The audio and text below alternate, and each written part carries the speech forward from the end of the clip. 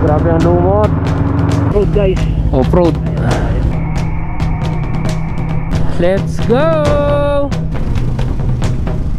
No, Cordillera pa more!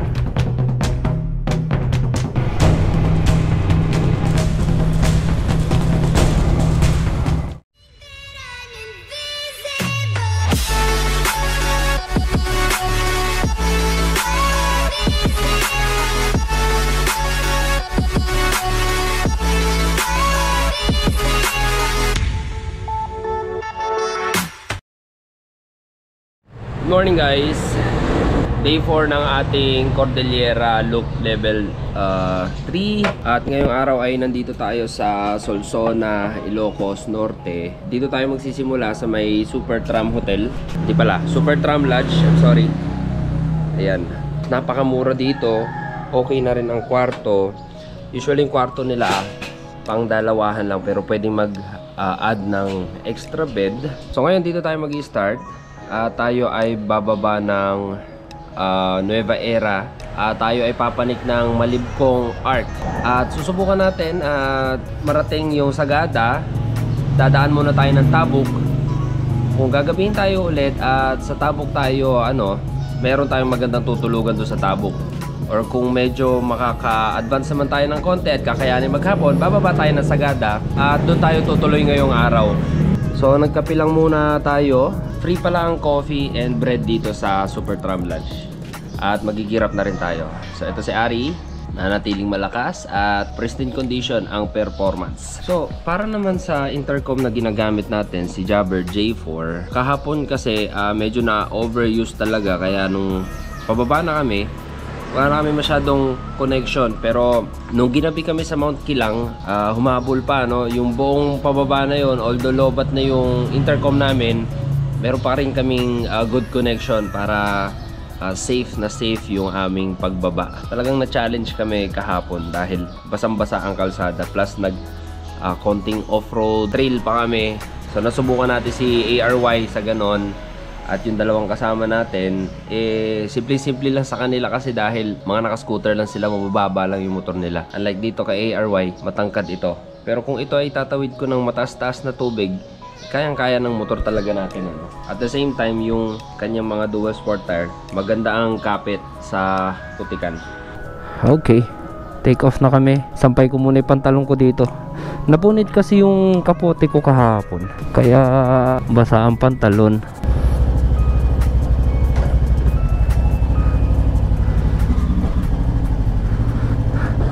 Yun, check mic.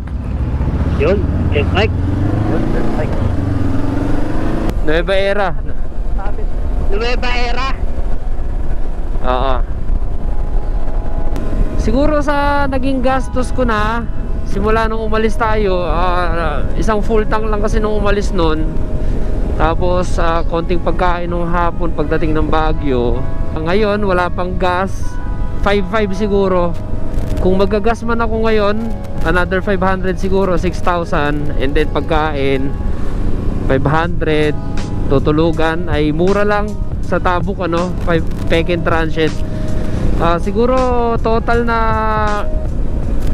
7,000 yung ating nagagastos na hanggang ngayong day 4 ng Cordillera natin. Actually day 5 na pala kasama yung pag-alis. 7,000. So titignan natin kung kakayanin natin na maka 10,000 tayo overall sa loob ng isang linggo, plus yung registration fee na 2K ay 2,000. So overall 12,000. Hindi na rin ako nakapagsulat ng computation ng aking mga nagagastos. Sa pagkain at lodging natin, hindi tayo nagtitipid kasi ayaw ni Kuya Jay nun na mukha tayong pulubi sa ating ginagawa. At ayaw rin naman ni Kuya Jay ng sobra expensive, mga nonsense na expenses.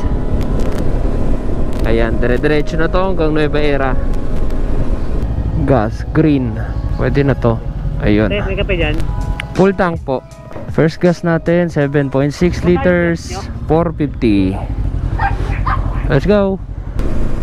Mahalo Nueva Era Municipal Hall. Ito, kakanan tayo. Slow down. Ayun.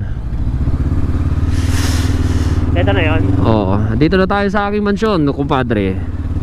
Okay guys, first checkpoint of the day. Day number 4. Level. Alright tayo mga true friends. Okay, same routine. Fill up, fill up. Nueva Era done. Yan, next checkpoint, Malibkong Welcome Arc. So papanik na naman tayo ng mga kabundukan na yan. At nasa 109 kilometers ang ating babiyahin mula dito. Ayon kay Google Map, 3 hours. Let's go. Sa Tabuk na talaga tayo hahapunin. Let's go, true friend. Ha? Hindi pa, napakalayo pa natin. Oo ah, biglang naging nature tripping. Oh, grabe ang lumot. Wala tayong hindi natadaanan. Abra 46. Hindi natadaanan masyado ang kalsada. Lumot oh. Napaka gilas mo talaga, kumpadre. Siyempre, ayaw ko na may makaabot tayo sa mga kalsada.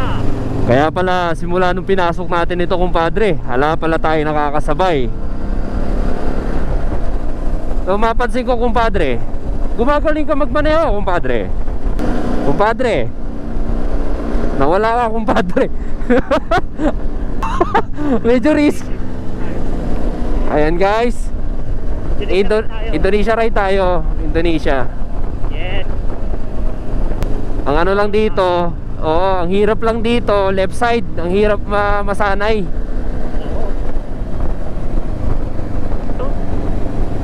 Oh, tingin lang tayo ha, baka Oo, motik na ako overshoot. baka po dito kayo sa kanan.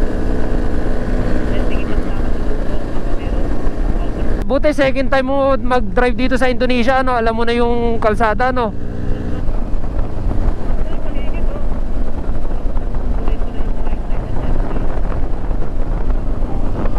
Pero hindi natin dadaanan yan.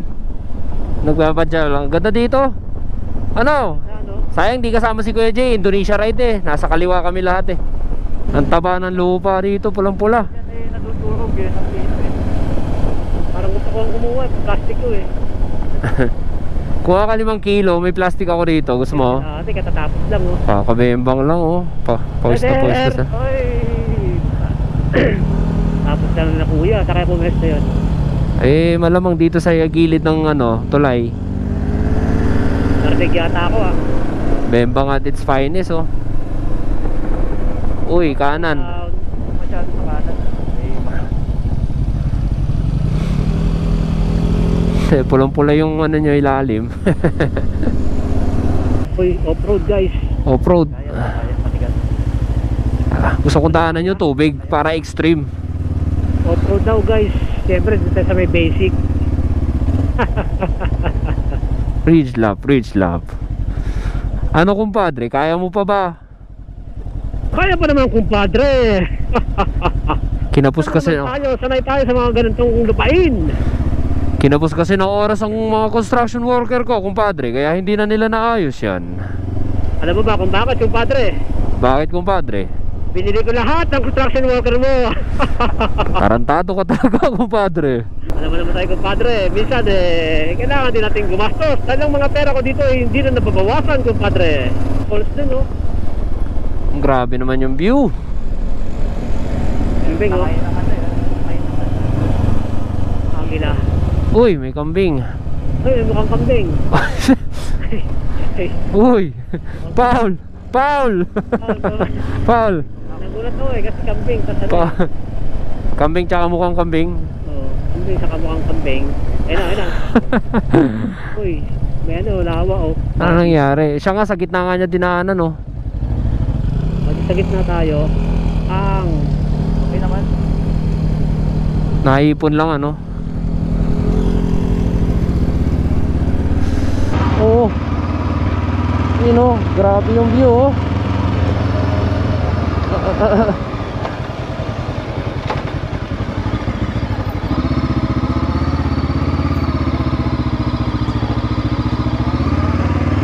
oh.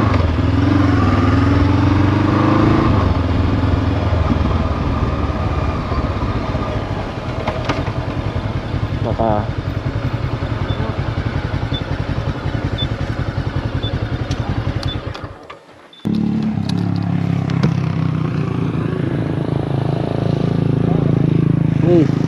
bagong gawa ang riprap. Wow!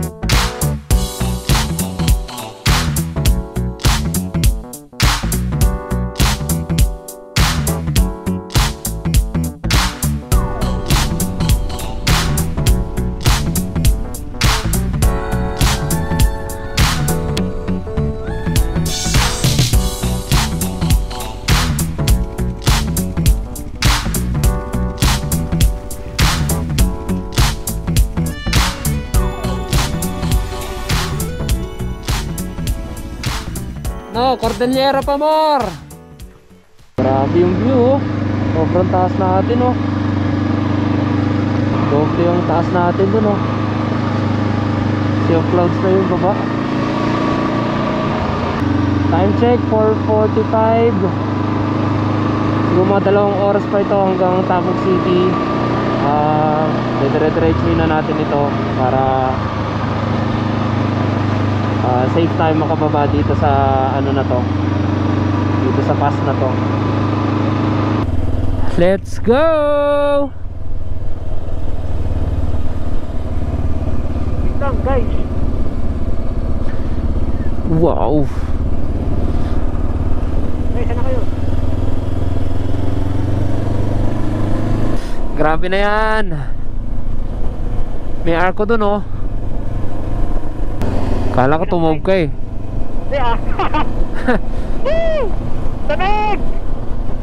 Woo! Nagtanggal. Lalim yan o, lalim yan o tayo. One hand ka pa. Ayos ka, oy. Ayos ka. Yan o. Ano yan? Tara, picture tayo rito. Uy, Tabuk City, 98 kilometers. Ayun o, province of ano? Aang. Ano tayo? Aang. Ano yun? Ano, picture tayo rito? Tara. Ano, doon sa taas? Ayun o. Dito yung arko. Hindi na? Hindi na dyan? Na. Sure kayo? Wow! Woo! Solid o. Let's go. Napunta? Una kayo. Ay, alis na. Alis na. Sino mauna? Ikaw na. Hindi ko alam eh. Sabi guys, ang ganda oh. Uy! Solid! Solid liquid gas. Solid liquid gas, pinaghalo-halo na guys. Guys, napakaganda. May mga bahay dun oh. Gilid lang ng bangin. Ayan, daming bahayan sa baba. Taniman ng gulay. Sure yan. Grabe, imagine guys oh. May mga namumuhay sa pagitan ng bundok na ganito no. Mga komunidad na ganyan. Ayan, dyan ang pababa nila. Saltan Primary School. Tahimik ng buhay dito. Grabe. Yung iba nakatandaan na lang yung yung ano dito no, pagtira rito. Grabe to guys. Ang ganda ng lugar. Time check 5:33 na. At nakaka 3/4 pa lang kami nitong ruta na to no. Abra Kalinga Road. Actually ito guys, national road ito, Asian Highway 204. May mga parte talaga na sira, pero nadadaanan naman ng 4 wheels. At ala naman din kasing dumadaan dito, kaya okay lang din. 15 kilometers before Balbalan. Malayo-layo pa no. Abutin na talaga tayo ng gabi dito sa bundok. At another na naman yung ano natin, babakbakin dyan sa may papuntang Tabuk na yan. Sigurado mga around 8 na tayo makakarating ng Tabuk nito, least. Pinaka late na siguro yung 9:30. Buti tuyo na itong ruta namin at hindi umuulan. So konting aberya, minto muna kami dahil yung aking likurang gulong pala ay ano na, malambot na pala, halos flat na pala siya. Kaya pala napansin nila ba't daw yung gulong ko sa likod ay parang napakanipis na. At naramdaman ko rin na pag kumukorner ako, medyo parang gumagalaw yung likuran at yung takbo ng motor ay hindi na magaan. Unlike ngayon, konting throttle ko lang ay ang lakas na ng arangkada ng motor. So buti na lang may dala si True Friend na Aeropack tire sealant with inflator. Hiningi na natin yun sa kanya no?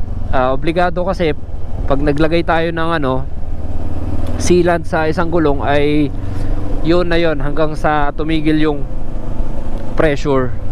So okay na, napuno na kasi may tusok itong gulong natin na hindi na natanggal nung sa Agoo pa no, pagbaba natin ng Marcos Highway.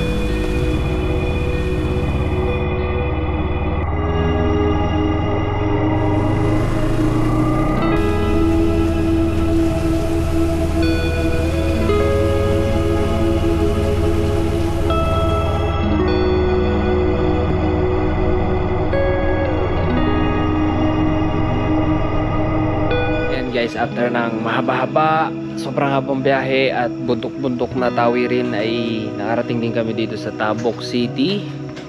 Dito sa may Feken Transient. Bali third time na pala dito kami laging tumutuloy ng paggawi dito sa Tabuk City kasi mura yung kanilang room at maluwag. Kapag baba na tayo ng mga gamit natin at ipapanik muna natin sa taas. Papakita ko sa inyo ulit kung ano ang itsura ng loob ng mga rooms nila doon. Ito guys, pasensya na medyo madilim.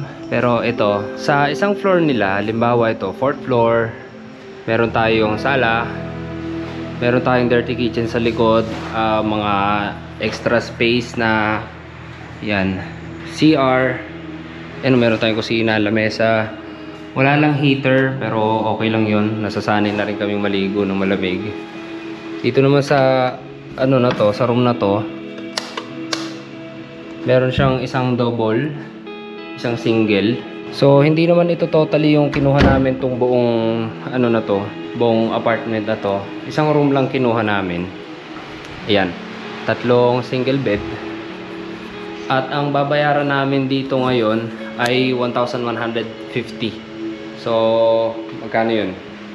Nasa 300 plus 375. So, napakamura dito sa Feken Transient. Kaya if ever magko-Cordillera 2-3 kayo at madadaanan itong Tabuk City, isa sa mga checkpoint ito sa Tabuk City. Ayan, dito kayo tumuloy sa Feken Transient. Ito ang spelling yan.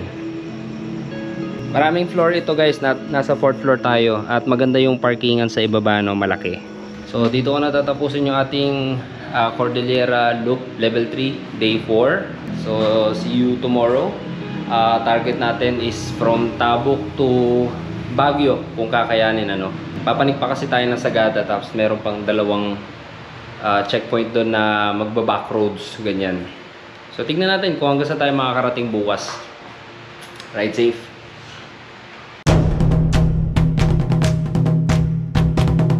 Wangod, Buscalan, Tato Village. Rose Inasal dito sa may baligtad na bahay. Ito guys, ang Sagada, ano, guys, bauko pa lang ito. Agaling Bridge guys.